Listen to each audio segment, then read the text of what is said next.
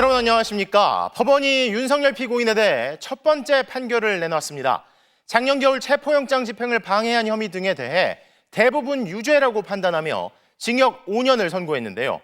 재판부는 윤 피고인이 사적 이익을 위해 경호처를 사실상 사병화했다고 실타했습니다. 첫 소식 차현진 기자가 보도합니다. 1년 전 겨울 윤석열 전 대통령을 체포하러 온 공수처를 가로막기 위해 새벽부터 경호처가 동원됐습니다.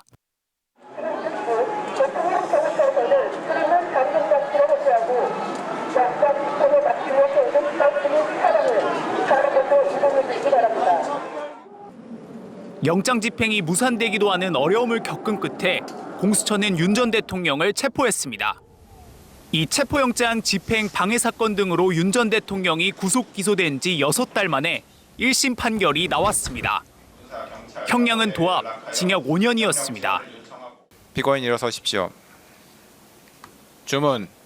피고인을 징역 5년에 처한다.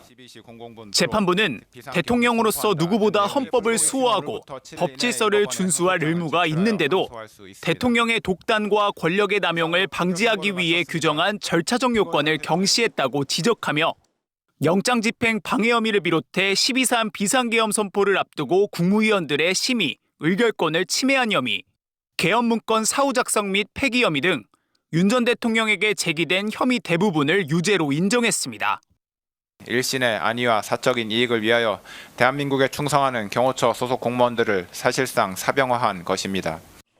윤 전 대통령 측은 대통령의 헌법상 권한 행사와 형사 책임의 경계를 지나치게 단순화한 납득할 수 없는 판결이라며 항소할 뜻을 밝혔습니다. 형사 재판은 정치가 아니라 재판 그 자체 그리고 법률을 기준으로 반드시 하였어야만 함에도 불구하고 이것을 정치화해서 지금 판결을 내린 점에 대해서 강력한 유감을 표하는 바입니다. 1심 선고에 대한 항소 기간은 일주일. 윤 전 대통령에 대해 징역 10년을 구형했던 내란 특검도 곧 항소 여부를 결정할 방침입니다. MBC 뉴스 차현진입니다. 오늘 법원은 윤석열 피고인이 국무위원들의 심의권을 침해한 혐의에 대해서도 유죄라고 판결했습니다. 긴급한 상황이라 보기도 어려운데 계엄 직전 일부 국무위원들만 부른 채 단 2분 동안 회의를 열면서 헌법과 계엄법의 규정을 정면으로 위반했다고도 판단했는데요. 적법한 절차를 지켜 계엄이 선포된 것처럼 꾸미려고 뒤늦게 만든 계엄 선포문 역시 허위 공문서에 해당한다는 판단이 나왔는데 다음 주 한덕수 피고인 재판에도 영향이 있을 걸로 보입니다. 구승은 기자의 보도입니다. 정족수까지 남은 숫자를 세는 듯한 김용현 전 국방장관의 모습. 그리고 12.3 비상계엄 선포 직전 국무회의는 단 2분간 열렸습니다. 한덕수 전 국무총리를 포함해 개의 정족수인 11명이 채워지자마자 윤석열 전 대통령은 계엄을 선포하겠다는 통보만 하다시피 하고 자리를 떴습니다. 이주호, 유상임, 강정혜 전 장관 등 국무위원 7명은 아예 회의가 열린다는 통지도 받지 못했습니다.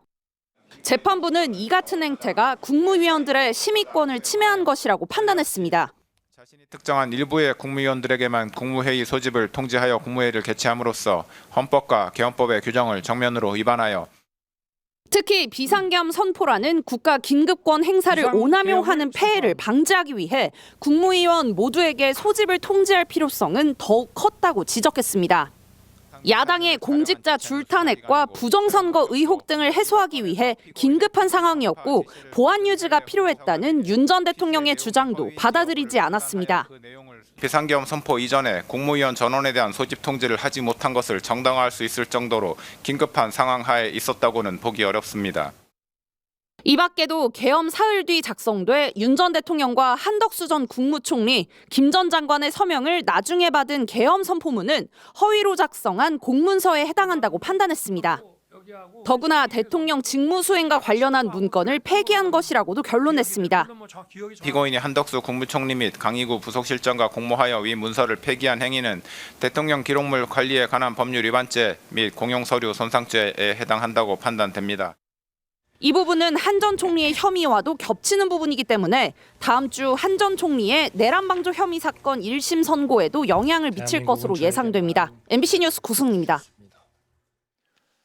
그리고 윤석열 피고인 측이 집요하게 물고 늘어졌던 공수처의 내란죄 수사권에 대해 오늘 법원은 정당한 공권력 행사라고 결론 내렸습니다. 역시 윤 피고인 측에서 공격했던 서울 서부지법 영장 청구에도 문제가 없다고 판단했는데요. 그동안 다수의 영장 재판부에 이어 오늘 1심 법원까지 같은 판단을 내리면서 다음 달 직위원 재판부가 불쑥 다른 결론을 내기는 어려울 거란 전망도 나옵니다. 윤상문 기자의 보도입니다. 내란 사태 직후부터 자신을 수사하던 공수처를 집요하게 공격했던 윤석열 전 대통령. 처음에는 수사권을 물고 늘어지더니 공수처가 서울중앙지법이 아닌 서울 서부지법에서 체포영장을 발부받은 것도 문제 삼았습니다. 불법이 자행되고 무효인 영장에 의해서 절차를 강압적으로 공수처의 영장 청구에 하자가 없다는 법원의 판단이 5번이나 나왔지만 재판 과정에서 윤 전 대통령 측은 계속해서 이 주장을 부각시켰습니다. 체포영장하고 압수수색영장을 청구했다라고 언론에 풀이 됐을 때는 공수처의 출구 전략이고 다시 수사권 있는 쪽으로 보내겠구나라고 생각을 했다니. 또 다른 재판인 내란 우두머리 혐의 사건을 맡은 직위원 재판부가 윤 전 대통령 구속을 취소할 당시 공수처법 등 관련 법령에 명확한 규정이 없다는 언급을 해 변수로 떠오르기도 했습니다. 하지만 백대현 재판부는 윤 전 대통령 측의 궤변을 모두 기각했습니다. 공수처가 직권남용 혐의에 대한 수사로 시작을 해 관련 범죄인 내란죄 수사로 넘어간 것이 문제가 없다는 점을 명확히 했고 중앙지법이 아닌 서부지법에 영장을 청구한 것도 관할 위반이 아니라고 명시했습니다. 피고인은 서울 용산구에 있는 대통령 관저에서 거주하였으므로 형사소송법에 따라 서울 용산구를 관할하는 서울 서부지방법원의 형사소송법상 토지 관할이 인정됩니다. 윤 전 대통령이 내란 사건 재판에서도 같은 논리를 펼쳐왔기 때문에 직위원 재판부의 다음 달 판결에서도 오늘 체포방해 사건 1심의 결론이 참고 자료가 될 수밖에 없을 것으로 보입니다. MBC 뉴스 윤상문입니다. 사형 구형엔 코웃음을 쳤고 앞서 이번 사건 재판 최후 진술에선 김건희 씨도 구속돼 있는데 집에 가서 뭐 하겠냐고 했던 윤석열 피고인이죠. 또 윤 피고인 지지자들은 최근 재판에선 방청석에 앉아 소란을 피우고 있는데요. 자, 그러다 오늘 실형이 선고될 때 이들은 어떤 반응을 보였을까요? 오늘 법정의 모습을 유서영 기자가 전해드립니다. 피고인 입정하십시오. 법정에 들어설 때까지만 해도 윤석열 전 대통령은 여유로워 보였습니다. 하지만 재판장이 선고문을 읽어내려가기 시작하자 눈을 쉴 새 없이 깜빡이며 표정은 점점 더 어두워졌습니다. 이 부분 공소사실은 유죄로 인정됩니다. 모두 유죄로 인정됩니다.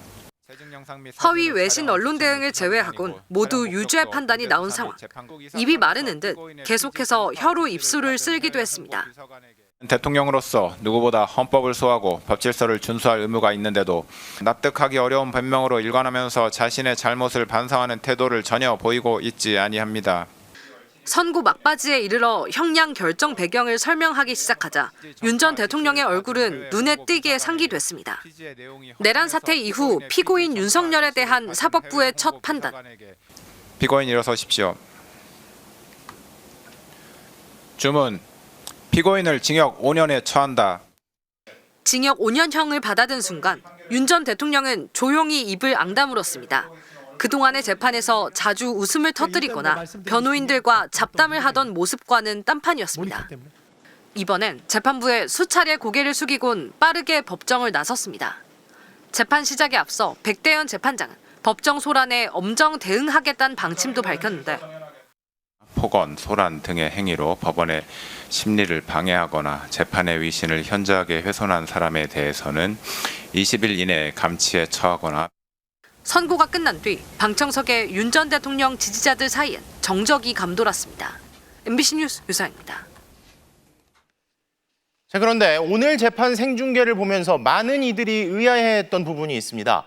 주요 혐의 대부분이 유죄였는데 윤석열 피고인이 초범이라는 점 등을 참작해 구형의 절반인 징역 5년을 선고했던 건데요. 자, 초범이 아닌 경우가 있기 어려운 윤 피고인의 범죄에 대해 이런 참작 사유를 적용하는 게 맞느냐는 비판이 나옵니다. 남효정 기자의 보도입니다. 특검은 앞서 체포방해 혐의 5년, 국무위원 심의권 침해 등 3년, 허위 계엄 선포문 작성에 2년을 적용해 징역 10년을 구형했습니다. 재판부는 이론상 윤석열 피고인에게 선고할 수 있는 형량이 징역 1개월에서 11년 3개월 사이라고 했습니다.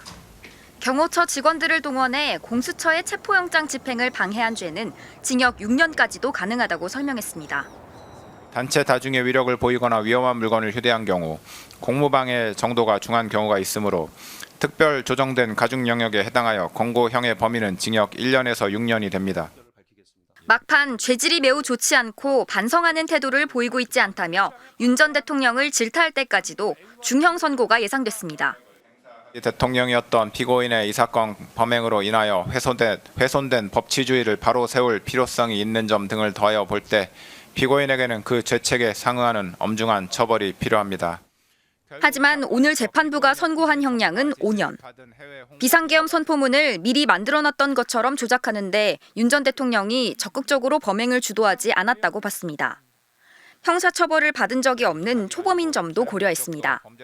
피고인이 적극적으로 범행을 주도하거나 확정적인 계획하에 범행하였다고는 보기 어려운 점, 형사처벌을 받은 전력이 없는 초범인 점 등을 피고인에게 유리한 정상으로 참작하고 양형 기준에는 특수 공무집행 방해와 관련해 형사처벌 전력이 없는 점을 피고인에게 유리하게 반영하도록 하고 있습니다. 하지만 내란을 저지른 자신의 안위를 위해 경호처 직원들을 사병화한 전직 대통령에게 초범인 걸 감안해주는 게 맞느냐는 지적이 나옵니다.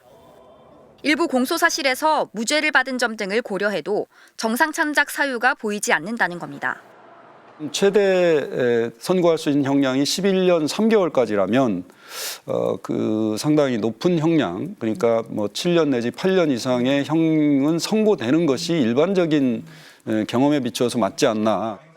가장 높은 수준의 처벌을 요구했지만 사실상 최저형이 선고됐다는 비판이 나오는 가운데 항소심에서 내란죄 혐의 등의 재판과 병합돼 더 무거운 형을 받을 것이라는 예측도 나오고 있습니다. MBC 뉴스 남여정입니다. 자, 그럼 법조팀 송정훈 기자에게 좀 더 물어보겠습니다. 자, 송 기자, 주요 쟁점을 이렇게 짚다가요. 1시간 걸쳐서 쭉 듣고 있었는데 갑자기 초범, 그래서 초범? 이게 초범이 아닐 수가 있나? 이런 생각이 들었고 왜 반성이 없다. 그러면서 약간 형량에서 많이들 의아했죠. 자, 그렇지만 또 주요 쟁점에선 의미가 있는 판결이잖아요. 그러니까 일단 그동안 일각에서 제기했던 그 공수처의 내란죄 수사 권한, 여기에 대해서도 문제 없다. 그리고 서부지법 관할 문제에 대해서도 문제 없다. 이렇게 얘기를 했고요. 또 이중 기소라는 주장에 대해서도 이게 말이 안 된다고 했잖아요. 네, 그렇습니다. 그 윤 전 대통령 측은 이미 내란 사건으로 재판을 받고 있기 때문에 이 사건은 이중 기소다, 뭐 공소 기각해야 된다 이렇게 주장을 해왔지 않습니까? 근데 재판부는 계엄 선포 전에 벌어진 상황에 대한 판단을 하는 거라면서 이 주장을 일축했습니다. 윤 전 대통령 측은 국무위원들은 대통령에게 자문을 하는 것일 뿐이다 이렇게 주장을 해왔는데 재판부는 이렇게 밝혔습니다. 비상계엄과 같이 국가 긴급권을 행사할 때는 국민의 기본권을 침해할 소지가 있기 때문에 그 오남용을 막기 위해서 국정 각 분야를 담당하는 국무위원 모두에게 국무회의 소집을 통지할 필요성은 더 크다. 이러면서 이제 국무회의의 심의와 권력 견제 기능을 더 부각시켰습니다. 그렇게 중요한 문제면 들으라는 거죠, 다들. 근데 오늘 판결문 쫙 판결 듣다가 중간에 김성훈 경호차장 등 다른 가담자들에 대한 법원의 판단도 약간 엿볼 수가 있는 부분이 있더라고요. 네, 그렇습니다. 가장 먼저 결과가 나온 재판이기 때문에 내란 사태 가담자들에 대한 사법적 판단에 영향을 미칠 걸로 보입니다. 네. 체포방해 그리고 비화폰 기록 삭제 지시와 관련해서 윤 전 대통령의 지시로 박종준 당시 경호처장과 김성훈 당시 경호차장이 직권을 남용했다라는 판단도 오늘 나왔거든요. 그렇죠. 이 두 사람을 비롯한 당시 경호처 수뇌부들도 다른 재판부에서 지금 재판을 받고 있기 때문에 중요한 판례가 될 것 같습니다. 네. 다만 오늘 재판에서 이제 외신을 상대로 허위 보도 자료를 배포하도록 했다. 이 혐의에 대해서는 외신 대변인에게는 사실을 가릴 의무가 없기 때문에 윤 전 대통령이 직권 남용을 한 건 아니다. 이런 판단이 나왔습니다. 자, 그리고 이제 1심에서 2심으로 가잖아요. 그럼 2심 재판은 새로 만들어질 내란 전담 재판부로 가게 되나요? 예, 일단은 결국 항소심이 진행이 될 텐데 결론부터 말하자면 이른바 내란 전담 재판부로 갈 가능성이 매우 높습니다. 네. 이와 관련해서 어제 서울고법에서 전체 판사회의가 있었는데요. 네. 일단 전담 재판부 2개 부를 설치하는 것으로는 결정을 했는데 다음 달 23일에 법관 정기 인사 이동이 있습니다. 그래서 설치 자체는 이 이후에 하겠다는 방침을 세웠거든요. 그래서 일단 오늘 선고된 이 체포방해 사건은 서울고법 수석부장이 맡고 있는 형사 20부로 가배당이 될 걸로 보입니다. 가배당이요. 네. 예, 소송 기록이라든가 이 각종 서류들을 넘겨받아야 되기 때문에 절차가 지연되는 걸 막기 위해서라도 일단 어느 재판부라도 이 사건을 맡고 있어야 되거든요. 그렇군요. 오는 29일 2차 판사회의를 통해 구체적인 재판부 구성 방식이 정해질 텐데 이후 내란 전담 재판부가 꾸려지면 아마 해당 재판부로 이 사건이 이송될 것 같습니다. 네, 법조팀 송정훈 기자 잘 들었습니다.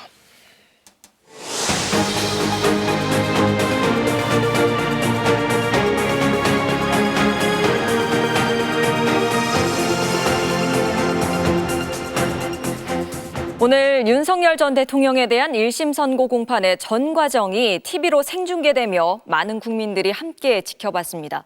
12.3 내란의 위법성을 인정한 사법부의 첫 판단이었지만 특검 구형량의 절반만 내려지자 납득하기 어렵다는 분통이 터져나오기도 했는데요.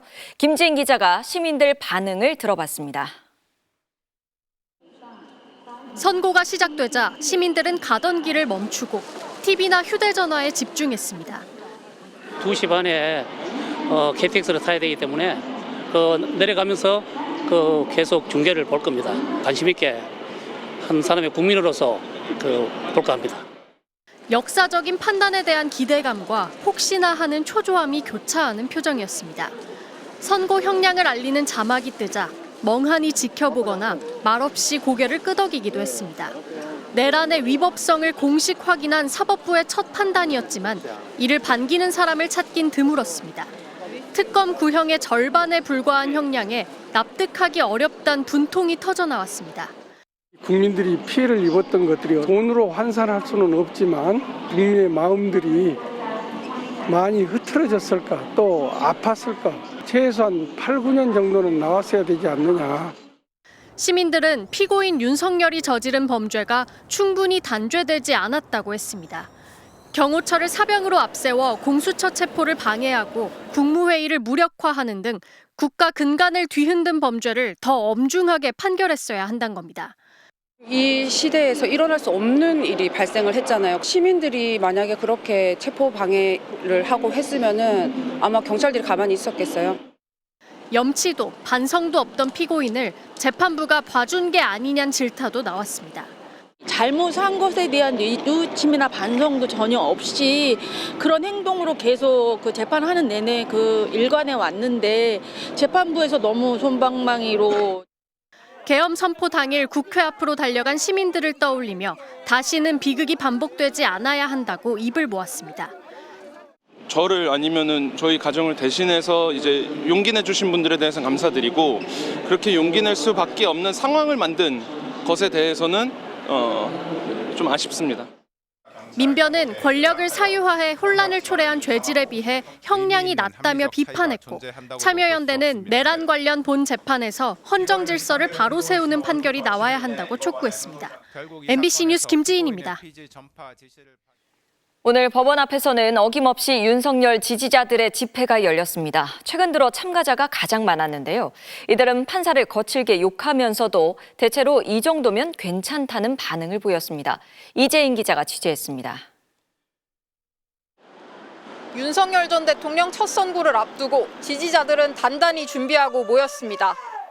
무대 차량이 다시 등장했고 대형 천막에 의자도 설치했습니다. 허황된 바람이 적힌 현수막도 여러 개 내걸었습니다.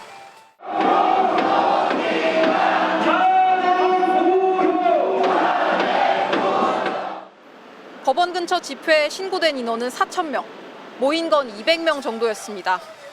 그래도 최근 들어 최고의 상황이었습니다. 더 나오셔야 됩니다. 이 정도 인원 가지고 대통령은 우리가 구할 수가 없습니다. 피고인 윤석열이 곧 온다는 소식에 인파가 법원 동문으로 우르르 몰렸습니다. 호송차가 눈앞에 보이자 다들 격앙됩니다.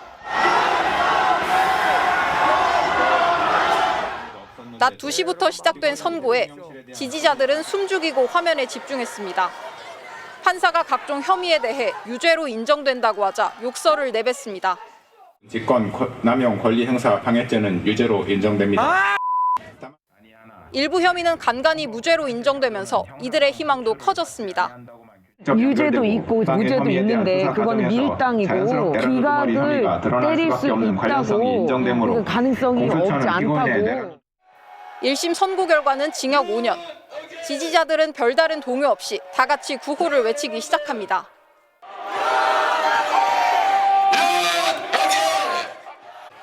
선고가 특검 구형에 비해 딱 절반에 그치자 지지자들은 대체로 가슴을 쓸어내리는 모습이었습니다. 그래도 뭐 10년은 안 하네. 보는 사람이 많아서 그런가? 선고가 끝난 직후 해산한 지지자들은 피고인 윤석열을 배웅하기 위해 다시 법원 동문으로 몰려갔습니다. MBC 뉴스 이재인입니다.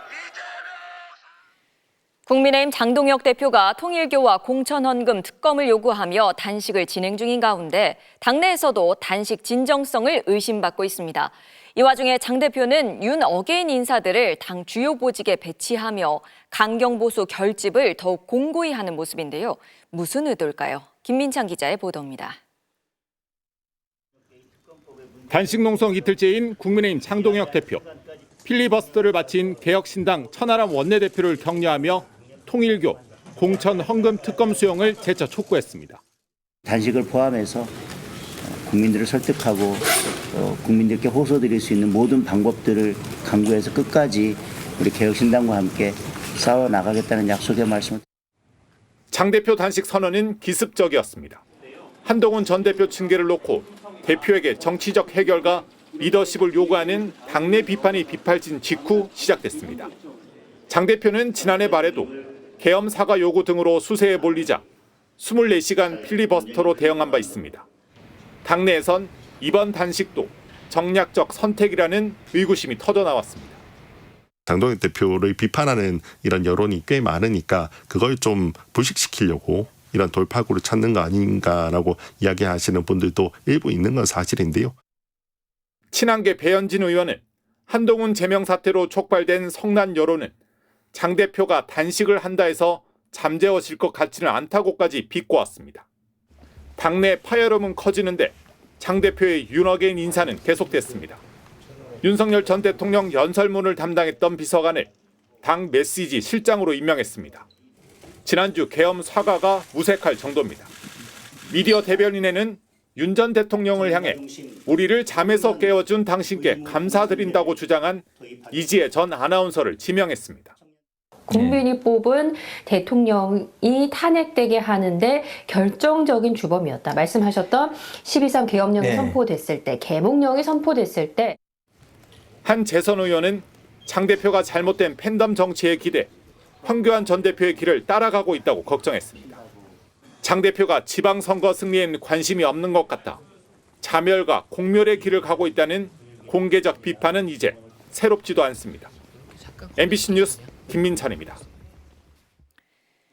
이재명 대통령과 여야 대표단이 청와대에서 오찬을 함께했습니다. 이 대통령이 협력과 통합을 당부한 가운데 범여권과 범보수 진영 정당들은 제2차 종합특검법과 여당을 겨눈 쌍특검법을 두고 의견이 엇갈렸습니다.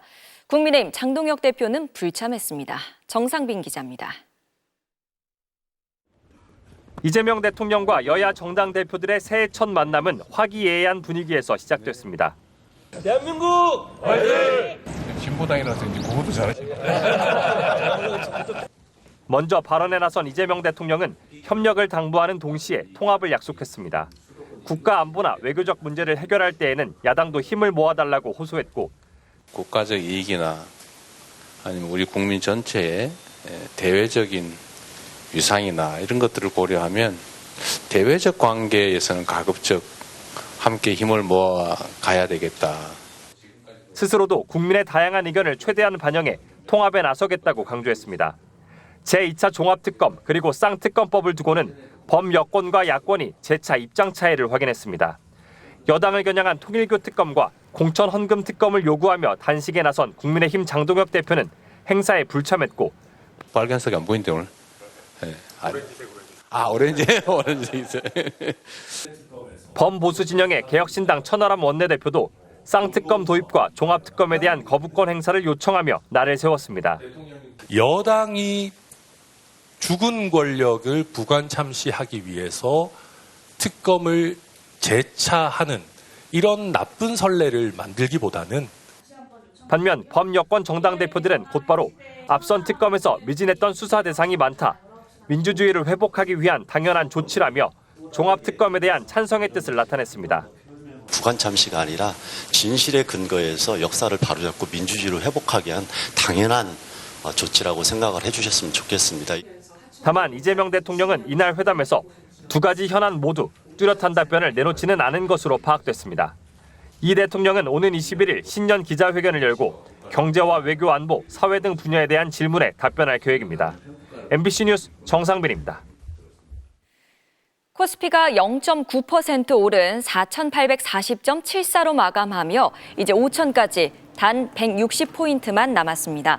11일 연속 최고치 경신이 계속되면서 코스피 전체 시가총액도 처음으로 4천조 원을 돌파했습니다.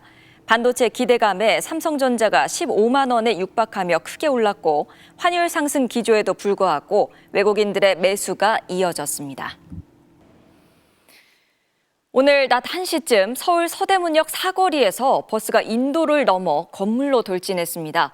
버스에 치인 보행자 2명이 심하게 다쳤고 버스 승객 등 11명이 경상을 입었습니다.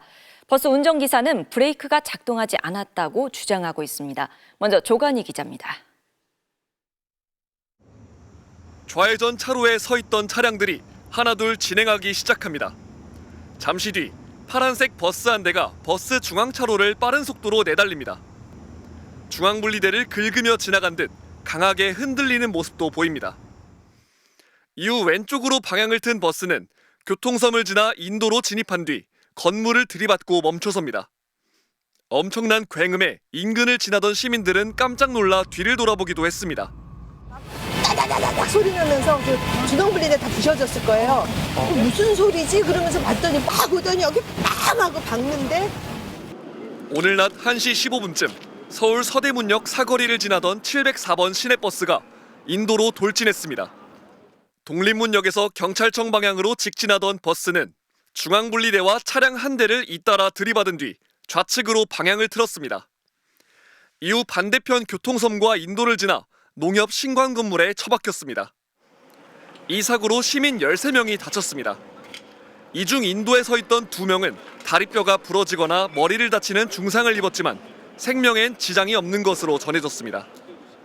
다른 분들이 이렇게 세워주셨고 여기 횡단보도에서 쓰러지신 분은 아예 힘이 없고 피가 너무 많이 나는 상태였고 사고 현장은 말 그대로 아수라장이 됐습니다.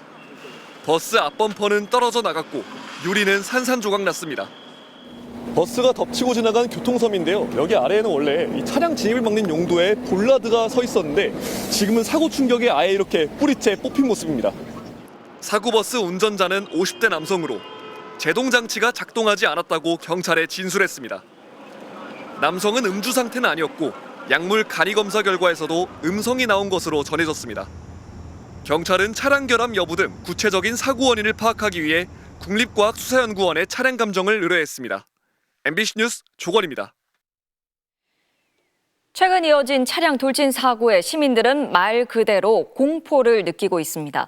이달 초 있었던 종강역 택시 돌진 사고와 오늘 사고처럼 숙련된 대중교통 운전자조차 돌진 사고를 낸다는 점이 불안을 키우고 있습니다. 이어서 송서영 기자입니다. 이번 사고로 크게 다친 피해자들은 인도를 걷거나 횡단보도 신호를 기다리던 보행자였습니다. 특히 사고가 난 곳은 서대문역 출구와 농협 본사, 대형 종합병원 등이 인근에 있어 평소 사람들 왕래가 잦았던 곳입니다.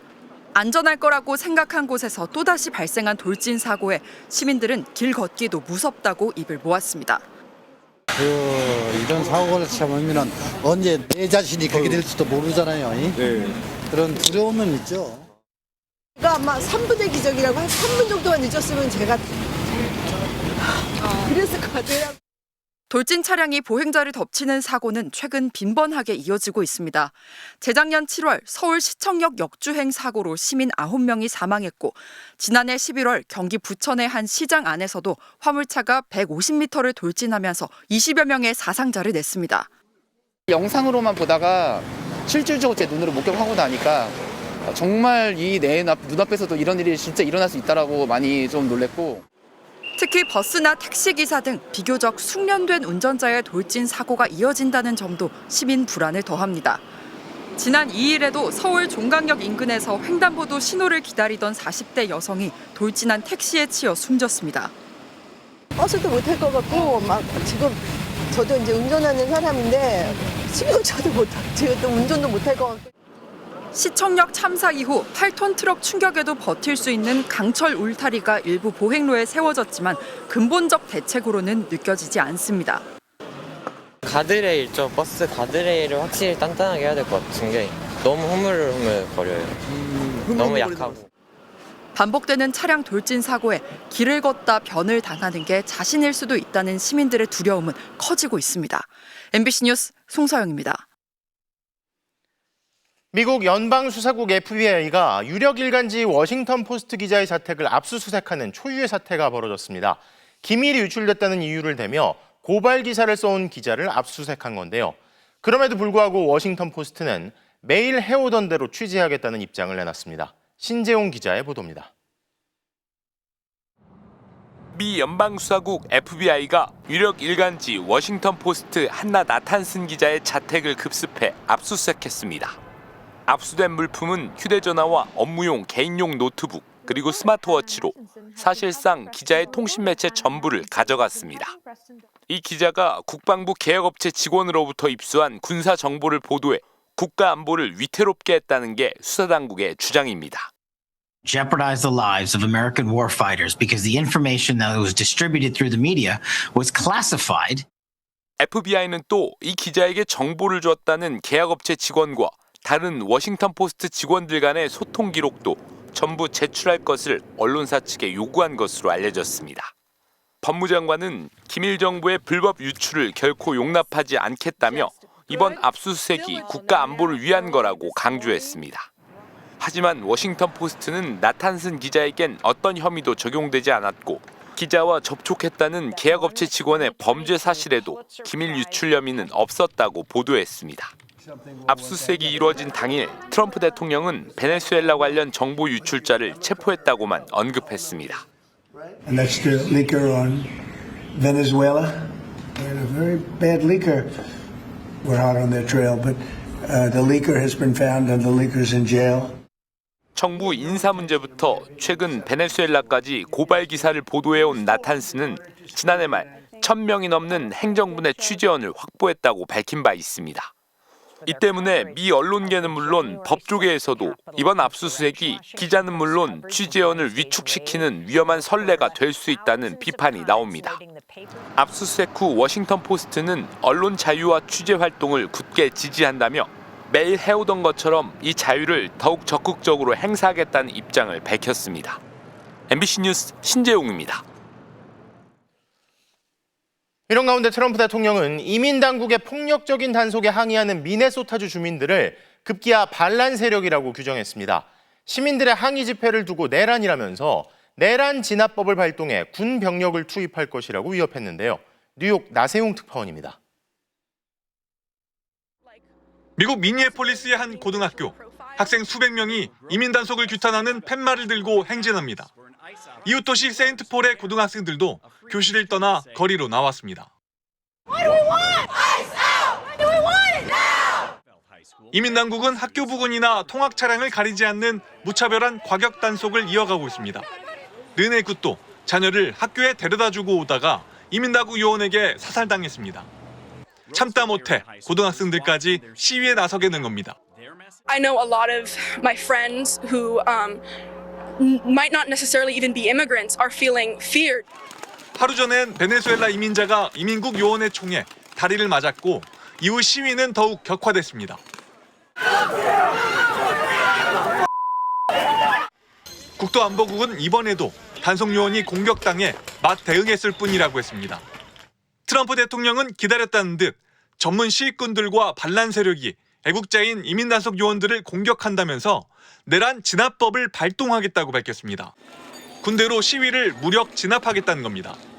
백악관 실세 스티븐 밀러 부비서실장은 시위를 연방정부에 대한 반란이라고 몰아갔고 백악관 대변인은 브리핑장에 시위 현장 사진을 내걸며 시위대의 폭력성을 부각하고 있습니다. Insurrection Act is a tool at the president's disposal, but it has been used by previous presidents in American history.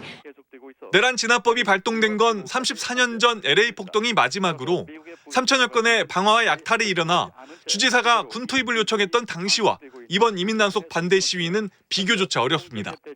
이란인들에게 저항을 독려하던 트럼프 대통령이 자국 시민들에겐 군대로 진압하겠다고 위협합니다. 실제 군 투입이 이루어지지 않더라도 미국 민주주의의 가장 어두운 순간 중 하나로 기록될 것은 분명해 보입니다. 뉴욕에서 MBC 뉴스 나세웅입니다. 지난해 노벨 평화상을 받은 베네수엘라 야권 지도자 마차도가 노벨상 메달을 트럼프 대통령에게 넘겼습니다. 기쁘게 이 메달을 받은 트럼프 대통령은 그러나 친마두로 세력과 맞서 싸웠던 마차도 편을 들지는 않았는데요. 로스앤젤레스 박윤수 특파원입니다. 베네수엘라 마두로 대통령이 잡혀간 뒤 처음 백악관을 찾은 야권 지도자 마차도. 트럼프 대통령과 1시간 넘는 비공개 오찬을 마치고 나왔습니다.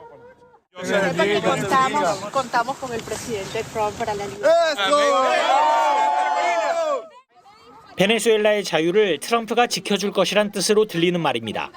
그는 자신이 받은 노벨 평화상 메달을 트럼프 대통령에게 넘겨줬다고도 했습니다. I presented the President of the United States the medal of the Nobel Peace Prize. 베네수엘라 자유를 향한 트럼프의 특별한 헌신 때문에 마두로 독재와 20년을 싸워받은 메달을 내줬다고 설명했습니다. 노벨 평화상을 탐내왔던 트럼프 대통령은 기쁨을 숨기지 않았습니다. 마차도를 만난 것은 큰 영광이었다. 서로에 대한 존중을 보여주는 멋진 제스처였다라며 기뻐했습니다. 하지만 메달까지 내주며 마두로 세력 대신 자신의 편을 들어줄 것을 기대했을 마차도에게 트럼프는 그의 편이 아님을 분명히 했습니다. 마차도가 국내에서 지지를 못 받고 있다는 생각을 바꾸지 않았음을 밝힌 것입니다. Based on what the president was reading and hearing from his advisors and national security team, and at this moment in time, his opinion on that matter has not changed. 부정선거로 집권한 독재자라며 마두로를 체포해놓고 트럼프 대통령은 마두로와 싸웠던 마차도가 아니라 친마두로 세력과 잡았던 손을 놓지 않은 것입니다. CNN은 회담을 마친 마차도가 손에 쥔 것은 트럼프의 서명이 새겨진 기념품 가방 하나뿐이었다고 전했습니다. 백악관은 델시 로드리게스 임시 대통령이 미국의 요구에 완전히 협조하고 있다고 밝혔습니다. 마차도를 대통령으로 세우는 것보다 과도 정권을 이용해 원유 판매 등 이권을 노리는 게 낫다는 것이 트럼프 대통령의 계산입니다. 로스앤젤레스에서 MBC 뉴스 박윤수입니다.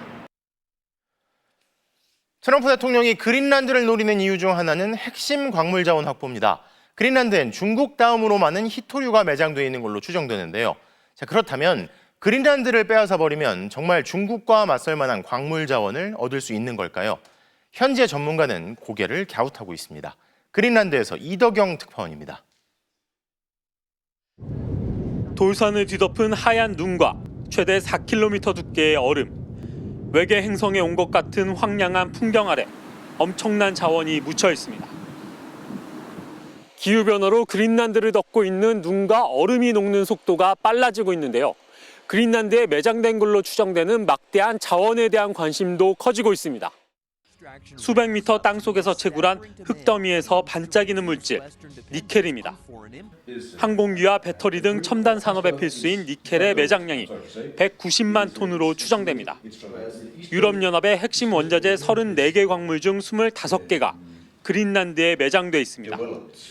히토류는 3,610만 톤이 매장된 걸로 추정됩니다. 히토류 최대 생산국 중국 다음으로 많습니다.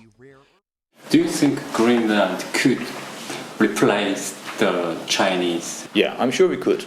I'm sure we could replace China. 트럼프 대통령은 이런 광물 자원이 관심입니다. 그런데 동맹국의 땅을 빼앗는다 해도 막상 얻게 될 이익은 뚜렷하지 않다고 현지 전문가들은 말합니다. 육지는 물론 마을끼리도 고립된 그린란드의 특성상 채굴 준비에만 천문학적인 돈이 들어갑니다. You have to build your own harbor, you have to build your own power plant, everything. For some reason all the resources are not where the people are. So you have to start to build your own little city.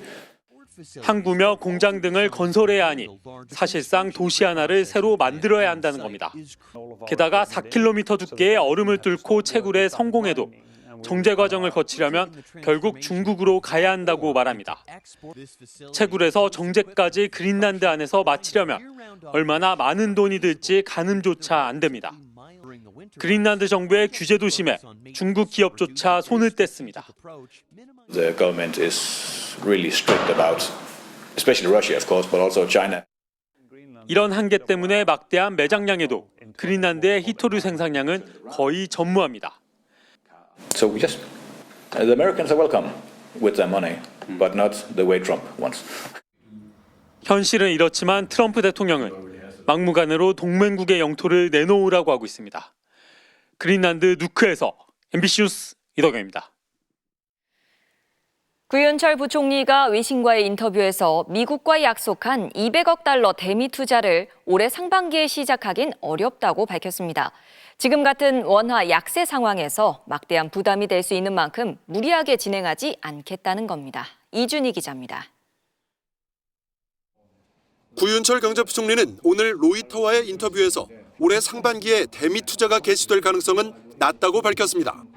원자력 발전소 선정을 예로 들면서 시간과 절차가 필요하다고 했지만 그보다는 현재의 외환 시장 여건상 어렵다는 뜻을 분명히 했습니다. 환율 상승 압력 등 대미 투자가 외환 시장에 부담이 돼선 안 된다며 초기 투자금도 당초 약속한 연 최대 200억 달러보다 훨씬 적을 거라고 했습니다. 지금 환율 상황에서 이 외환이라는 게 적어도 금년도는 들어가더라도 많이 들어갈 상황은 아닌 거는 제가 말씀드린 건 부분이고요. 미국 입장에선 불편할 수 있는 발언이지만 미국과도 사전에 의견 교환을 했을 것으로 보입니다. 앞서 스콧 베선트 미국 재무장관도 구 부총리를 만난 뒤 현재의 원화 약세가 한국 경제와 부합하지 않는다며 원달러 환율 상승세를 원하지 않는다는 뜻을 분명히 했습니다. 한미 관세협정문에도 외환 시장의 불안이 우려되는 경우 한국은 시점 조정 등을 요청할 수 있고 미국은 성실하게 검토할 것이라는 안전장치가 담겨 있습니다. 구 부총리의 이번 발언으로 적어도 상반기 대미 투자가 환율 불안을 가속화할 우려는 다소 줄어들 것으로 보입니다. 또 쏠림 현상이 확 생기면 이게 더 위로 올라가 버리는 거죠. 그래서 그거는 절대로 용납을 못하겠다 저는. 다만 일각에서 제기한 환율 방어를 위한 추가적인 거시 건전성 규제는 검토하지 않는다고 선을 그었습니다. MBC 뉴스 이준입니다. 북한이 지난 10일 한국이 자신들에게 무인기를 침투시켰다고 주장한 것과 관련해 진상규명을 위해 꾸려진 군경 합동수사팀이 오늘 민간인 용의자 1명을 불러 조사하고 있습니다. 경찰청은 이 용의자를 상대로 무인기 사안과 관련해 가담 여부 등 정확한 경위를 조사하고 있는 것으로 전해졌습니다. 대전 충남과 광주 전남의 행정통합 논의가 시작된 가운데 정부가 매년 5조 원씩 최대 20조 원을 지원하겠다며 파격적인 지원 방안을 내놨습니다. 김재경 기자입니다. 여야 대표를 만난 이재명 대통령은 급물살을 타고 있는 대전 충남과 광주 전남의 행정통합을 위해 국회의 적극적인 협력을 요청했습니다. 광역 도시들이 탄생을 하면 국제적 경쟁에서도 유리하고 지역 균형 발전에서도 큰 계기가 될 수 있기 때문에 여기에 대해서도 함께 좀 힘을 모아주십사 부탁을 드립니다. 이 대통령은 재정적 측면과 자치 권한 배분, 산업 배치와 공공기관 이전 등 최대한의 인센티브를 보장하겠다고 강조했습니다. 특히 김민석 총리는 통합특별시를 위한 파격적인 지원안을 발표했습니다. 행정통합 시에 연간 5조 원씩 4년간 20조 원의 재정 지원을 하고 차관급 부단체장을 4명까지 늘리는 등 서울특별시에 준하는 위상을 부여하면서 공공기관 이전도 적극 우대하겠다는 겁니다. 대한민국이 강해지기 위해서는 지역이 강해져야 합니다. 지역 균형 발전은 지역을 배려하는 정책이 아닌 지속 가능한 미래를 위한 생존 전략입니다.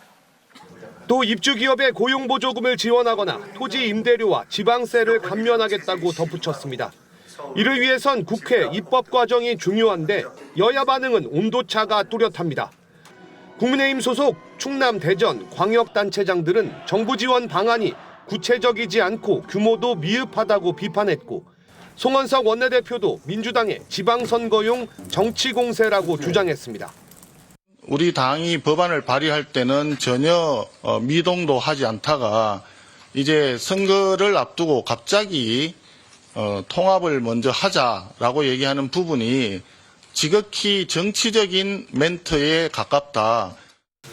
반면 더불어민주당은 정부 지원안이 지역 일자리 창출과 경제 활성화의 마중물이 될 것이라며 오는 6월 지방선거에서 통합자치단체장이 선출될 수 있도록 입법 활동에 적극 나서겠다고 밝혔습니다. MBC 뉴스 김재경입니다. 윤석열 전 대통령과 김건희 씨의 내란 외환 혐의, 국정농단에 대해 미진한 부분을 수사하는 제2차 종합특검법이 본회의를 통과했습니다. 국민의힘과 개혁신당이 반발했지만 결국 여당 주도로 처리됐습니다. 김현지 기자입니다.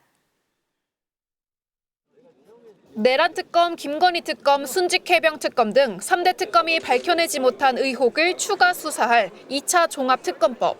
국민의힘 의원들은 표결에 불참했지만 여당 주도로 본회의를 통과했습니다.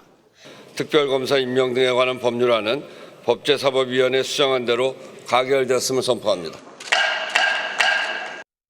이번 특검의 수사 인력은 250여 명으로 최장 170일 동안 수사하게 됩니다. 수사 대상은 총 14가지로 이른바 노상원 수첩과 북한 공격을 유도한 외환 혐의, 양평 고속도로 노선 변경 의혹 등 내란 외환 혐의와 국정농단 행위 대부분을 망라합니다.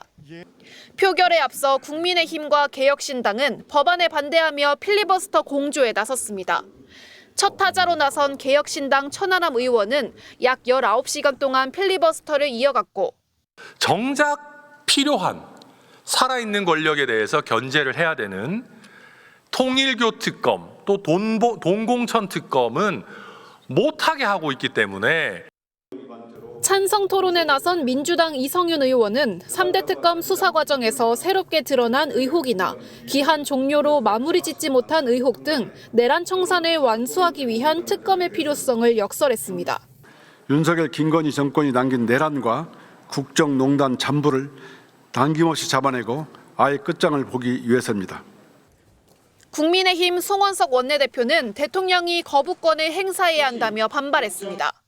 필리버스터를 뚫고 국회에서 의결이 된다 하더라도 대통령께서 제2요구권을 행사하여 여야 간 재협상을 요청해 주기 바랍니다. 장동혁 대표는 무기한 단식 농성을 이어가고 있습니다. 법안에 따라 특검 후보는 민주당에서 1명, 비교섭 단체 중 최다 의석인 조국혁신당에서 1명을 추천하고 대통령이 이 가운데 1명을 특검으로 임명하게 됩니다. 법안 공포와 준비 기간 등을 거쳐 다음 달부터 특검이 본격적인 수사에 들어갈 가능성이 큰데 오는 6월 지방선거까지 특검 정국이 이어질 것으로 예상됩니다. MBC 뉴스 김현지입니다. 지난해 역대 최악의 산불로 기록된 경북 산불에 대한 1심 선고가 내려졌는데요. 성묘하다, 또 쓰레기를 태우다 돌이킬 수 없는 피해를 낸 실화자 2명에게 징역형 집행유예가 선고됐습니다.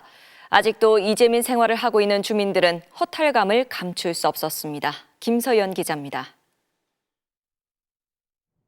지난해 3월 경북 의성에서 발생한 대형 산불은 강풍을 타고 인근 안동에서 영덕까지 축구장 14만 배 규모, 약 10만 헥타르의 산림을 집어삼켰습니다. 우리 나올 때는 백자 막 붉었었어. 지금 뭐 죽게 하면 차기 줘야 지. 일주일 가까이 타오른 불에 27명이 목숨을 잃고 이재민만 3,500여 명이 발생했습니다. 불을 낸 범인은 성묘객과 부산물을 태우던 농민이었습니다. 남자 한 분하고 여자 한 분이 헐레벌떡 뛰어 내려오더라고요. 산불 발생 10달이 지나 법원의 1심 판결. 성묘객과 농민은 각각 징역 2년에서 2년 6개월에 집행유예 3년을 선고받았습니다. 주민들한테 하실 말씀 없으십니까? 검찰은 산림보호법상 최고형인 징역 3년을 구형했지만 재판부는 당시 극도로 건조한 상황이었으며 다른 산불과의 결합 등을 사전에 예견하거나 통제하기 어려운 외부적 요인이 있었다며 실형을 선고하는 건 지나치게 가혹하다고 양형 이유를 밝혔습니다. 아직 2,000명이 넘는 주민들이 집에도 돌아가지 못하고 컨테이너 이재민 생활을 하는 상황. 피해 주민들은 법원의 판단을 받아들이기 어렵다는 반응입니다. 실질적으로 많은 사람들이 피해를 입고 많은 재산들이 피해를 입고 이랬는데 다 이런 판결이 나온다면 그러면 불에 대한 경각심이 없을 거 아닙니까? 경북 산불 피해 주민들은 산불 확산 대응 실패와 부실 보상의 책임을 물어 정부의 손해배상 민사소송을 추진하고 있습니다.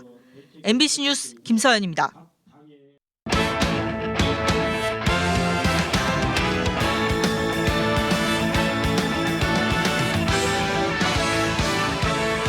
금요일 밤 스포츠 뉴스입니다. 미국의 군사작전으로 베네수엘라 국적을 가진 프로야구 선수들의 안전 문제가 관심이었는데요. 한화의 두 베네수엘라 선수가 이틀에 걸친 비행 끝에 한국에 도착했습니다. 이명루 기자입니다. 2년 전 한화에서 뛰며 24개의 홈런을 쳤던 베네수엘라 국적의 페라자는 이번에 새로 영입된 투수 에르난데스와 함께 공항 입국장에 들어섰습니다. 호주 전지훈련까지 일주일이나 남았지만 베네수엘라의 불안한 현지 정세를 고려해 조기에 입국했습니다.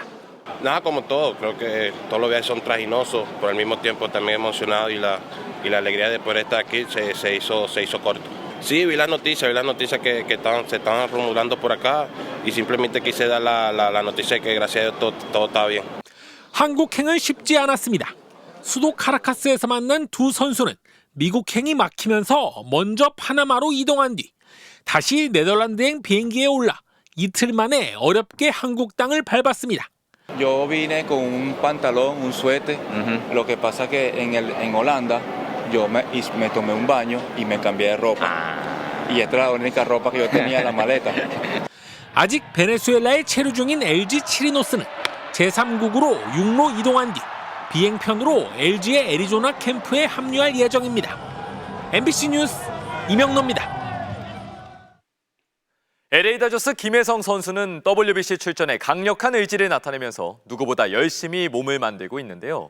오타니, 야마모토 등 다저스 동료들과의 맞대결에도 기대감을 나타내고 있습니다. 조진석 기자가 전합니다. 메이저리거 중 유일하게 사이판 캠프에 참가한 김혜성은 대표팀 내에서 연습벌레입니다. 훈련장에 가장 먼저 나와 몸을 풀고 기본적인 수비 훈련부터 꼼꼼하고 구체적으로 해나갑니다. 하나만 더 하겠습니다. 하나만 더 죄송합니다. 빅리거로서 자신만의 루틴과 노하우를 후배들에게 알려주기도 합니다. 혜성이 형이 수비도 그쪽에서 더 배워서 하고 왔기 때문에 최대한 많이 물어보고 따라하려고 하고 있어요.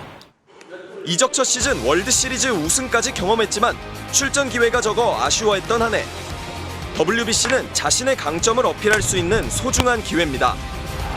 특히 다저스 동료인 일본인 투수 오타니와 야마모토는 물론 은퇴를 선언한 커쇼까지 미국 대표로 선발돼 흥미로운 맞대결이 펼쳐질 가능성도 있습니다. 다저스 선수 동료들이 투수로 선발이 나올지 안 나올지는 정확히 모르지만 맞대결이 된다면 굉장히 재밌을 것 같습니다. 김혜성은 1차 전지훈련을 마치고 곧바로 애리조나 다저스 캠프에 합류할 예정입니다. MBC 뉴스 조진석입니다. 올 시즌 프로농구에서 신인왕 경쟁이 정말 치열합니다. 이제 막 고등학교를 졸업한 19살 새내기들이 올스타전을 앞두고 댄스를 준비했다고 하는데요. 톱플레이에서 확인해 보시죠. 요즘 프로농구를 뒤흔들고 있는 19살의 신인들. SK 다니엘과 가스공사 양우영, 현대모비스 김건아 3명이 한자리에서 만났는데요. 그런데 농구가 아니라 춤을 배우고 있는 중인 건가요? 올해 올스타전 때 갈고 닦은 춤 실력을 선보이겠다며 연습 삼매경에 빠졌는데요. 새 선수가 태어나기 11년 전 히트곡 H.O.T의 캔디에 맞춰 춤을 추려니 아직은 조금 어색해 보이죠? 올스타전 때 기대해 보도록 하겠습니다. 다음은 NBA입니다. 상대 진영으로 쇄도하는 앤서니 블랙 그대로 날아올라 덩크를 꽂아 넣습니다. 야, 보셨습니까? 무려 4명의 블록슛을 시도했는데 그 사이를 그냥 뚫어버렸어요. 두고두고 남을 명장면의 탄생입니다. 지금까지 톱플레이였습니다. 피파 월드컵 트로피가 4년 만에 우리나라에 왔습니다. 북중미 월드컵에선 어느 팀이 이 트로피를 들어올릴 수 있을까요? 금요일 밤 스포츠 뉴스였습니다.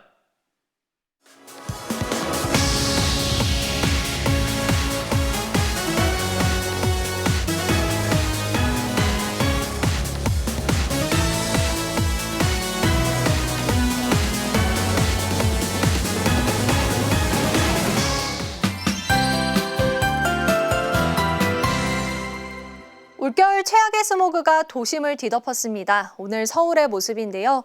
공기질이 탁해지면서 시야가 무척 답답하고요. 거리엔 마스크를 쓴 시민들이 부쩍 늘었습니다. 서울 강남구 구룡마을엔 대형 화재까지 발생하면서 서울의 초미세먼지 농도 최고값이 161 마이크로그램까지 올랐습니다. 내일 새벽부터는 북서쪽에서 청정한 기류가 유입되겠고요. 중서부 지방부터 점차 먼지가 물러가겠습니다. 주말인 내일 오후 전국의 미세먼지 농도 보통에서 좋음 수준을 회복하겠습니다. 주말까지는 예년 이맘때 기온을 보이면서 심한 추위는 없겠는데요. 다음 주엔 다시 영하 10도를 밑도는 강추위가 밀려오겠고요. 이번엔 지속 시간이 길 것으로 보여서 대비 잘 해주셔야겠습니다. 오늘 밤사이 내륙엔 옅은 안개가 끼겠고요. 중부를 중심으로 빗방울이 떨어지거나 눈이 날리는 곳들이 있겠습니다. 내일 아침 기온을 자세히 보시면 서울이 영하 4도, 광주 2도, 대구 1도로 출발하고요. 한낮 기온은 서울이 3도, 광주와 대구는 10도까지 오르겠습니다. 다음 주 월요일에는 중부를 중심으로 비 또는 눈이 내릴 전망입니다. 날씨였습니다. 전과 없는 초범, 나이, 성향, 범행 동기와 경위, 수단과 결과, 범행 후 정황을 종합해 형을 정했다는데 저런 체포방해를 또 하는 건 불가능하며 해서도 안 되고 나이는 충분히 많고 성향은 포악하고 범행의 동기와 경위, 수단은 극히 나쁘고 범행 후의 정황을 봐도 반성이 전혀 없는 피고인입니다. 의미 있는 판결이었지만 형량 감경 사유에 대해선 이해하기 어려운 이들이 많을 겁니다. 금요일 뉴스데스크 마칩니다. 여러분 고맙습니다.